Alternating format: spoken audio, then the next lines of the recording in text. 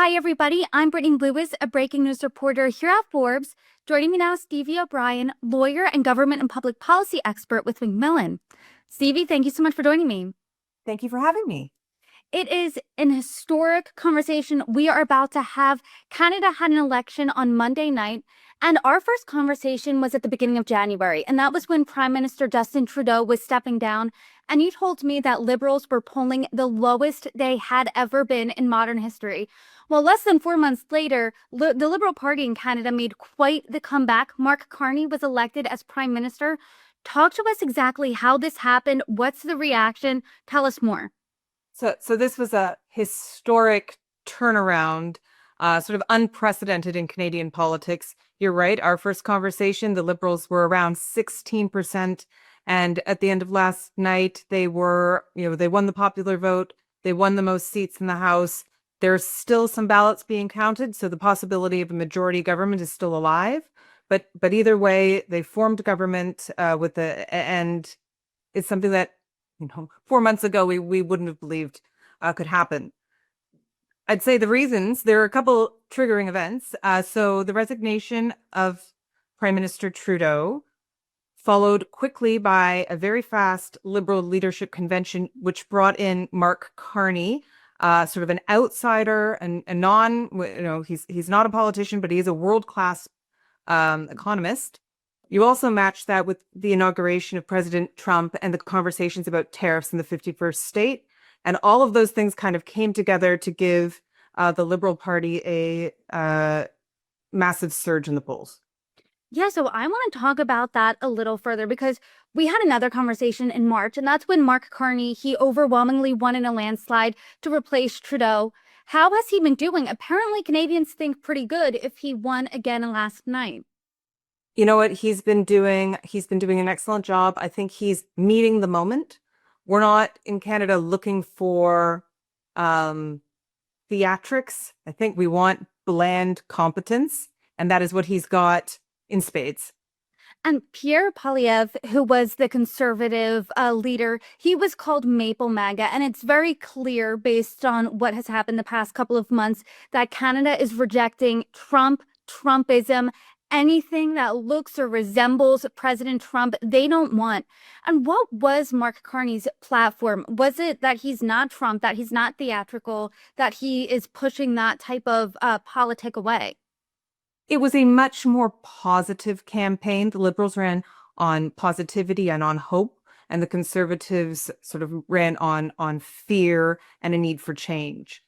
And ultimately, I think that the main question, the main fear-based question, at least of this election, was who do Canadians fear more, the Liberals or Donald Trump? And I think we saw last night that they are more afraid of Donald Trump than they are about a fourth Liberal term. I think something that has stuck out in my last conversation with you is that Americans that I've talked to, politicians I've talked to in America, weren't taking President Trump so seriously when he said things like Justin Trudeau's the Governor Trudeau, not Prime Minister Trudeau. He wants to make Canada the 51st state. Americans just thought that was more hyperbole from President Trump. Canadians, you told me last time, take that really seriously, even more so than the tariff situation. They were very angry about that type of talk. And President Trump posted on Truth Social something to the effect yesterday of Canada, I'll actually read it. He wrote this: "Good luck to the great people of Canada. Elect the man who has the strength and wisdom to cut your taxes in half, increase your military power for free to the highest level in the world, have your car, steel, aluminum, lumber, energy, and all other businesses quadruple in size with zero tariffs or taxes. If Canada becomes the cherished 51st state of the United States of America, no more artificially drawn line from many years ago. Look how beautiful this landmass would be. Free access with no border. All positives with no negatives. It was meant to be. America can no longer subsidize Canada with the hundreds of billions of dollars a year that we have been spending in the past. It makes no sense unless Canada is a state." Was that, do you believe, the nail in the coffin there, that it was time to elect or keep Mark Carney in power, reject the Conservatives, reject Donald Trump? What do you think?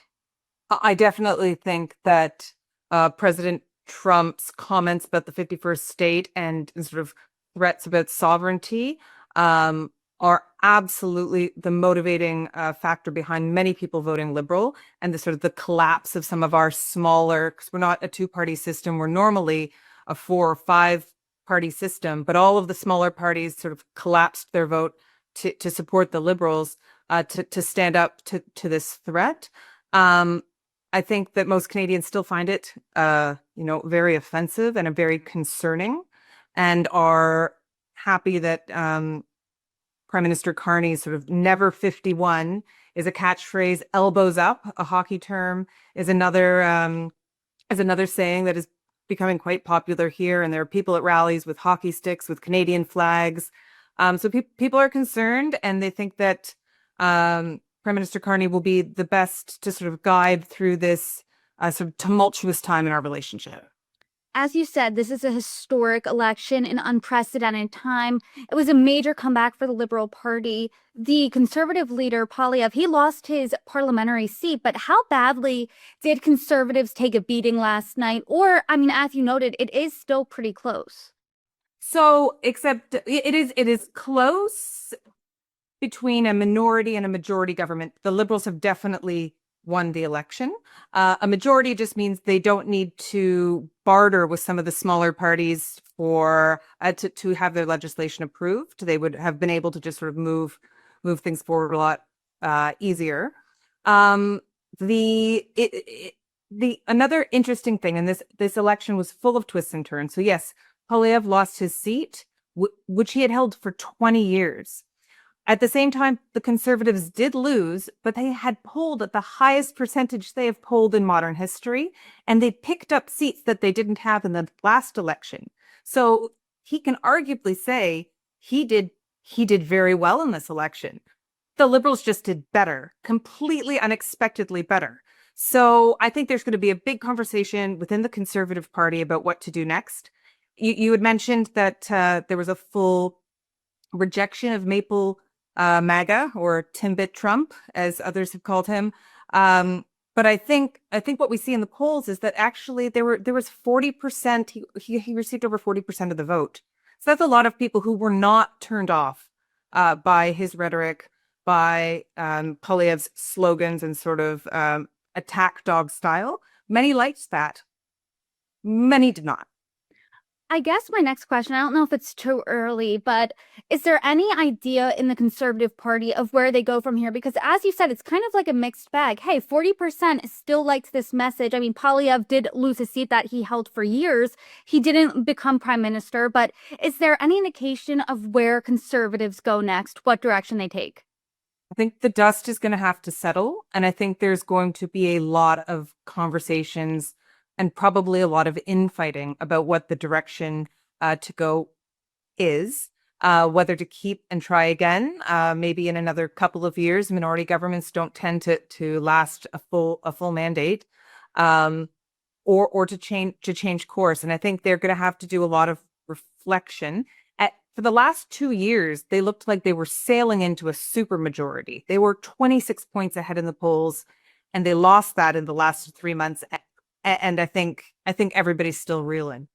And I think it's really interesting because when you're looking at America now, and especially in November on, the inverse has happened where Democrats really had to take a look inward. There's still a lot of infighting in that party of what direction we choose. But I want to read some quotes from Mark Carney last night. He said this, quote, "President Trump is trying to break us so that America can own us. That will never, ever happen." The Prime Minister also said this, "We are over the shock of the American betrayal, but we should never forget the lessons.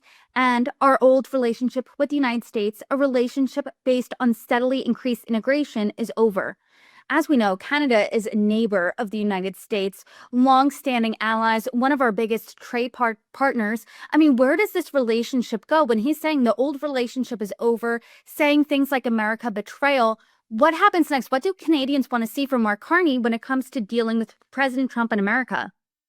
So I think Canadians did feel a great sense of betrayal, and as we talked before, not just sort of with the large tariffs, but also this sort of Governor Trudeau and the 51st state rhetoric over and over again, comments that Canada shouldn't exist as a country.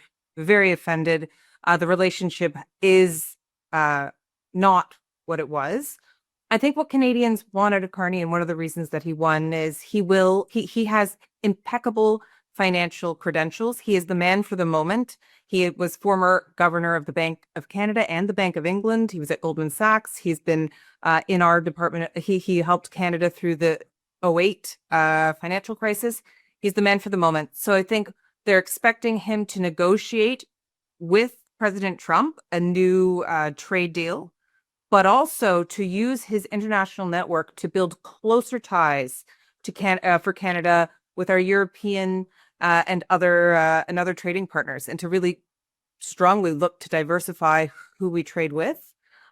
You mentioned in the quote you were reading from Truth Social about the billions of dollars of subsidies. So much of that is related to oil that flows from Canada to the United States at a fair discount. But if we look to find other markets for that oil, the United States will actually have to purchase more expensive oil from somewhere else. And while the trade balance might even out, I don't think that's what the American consumer wants, more expensive oil or gas.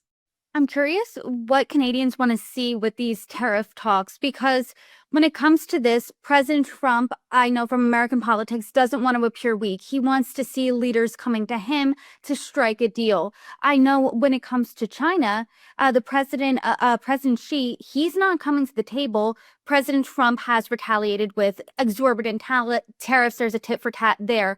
What do Canadians want to see with Prime Minister Carney? Do they want to see this tough talk? Because this is very tough rhetoric against America. What do they want to see from there? Well, I think when President Trump was elected the first time, he took a tough stance with respect to trade and renegotiate. He sort of tore up NAFTA and forced a renegotiation of the trade agreement in North America. I think what we would like to see is, let's go back to that table. Let's sit down as neighbors and friends and figure this out as a continent. And that's what we're hoping to do, and that's what I think they hope that Prime Minister Carney is able to do. I would note that the president and the prime minister had a very cordial, positive conversation at the beginning of April. And so continuing on that trajectory is the goal. Stevie, in our past conversations, I mean, I am struck by how much has changed, how historic and unprecedented this election is. And I always really appreciate the Canadian perspective. So from that, do you think we're missing anything from this conversation?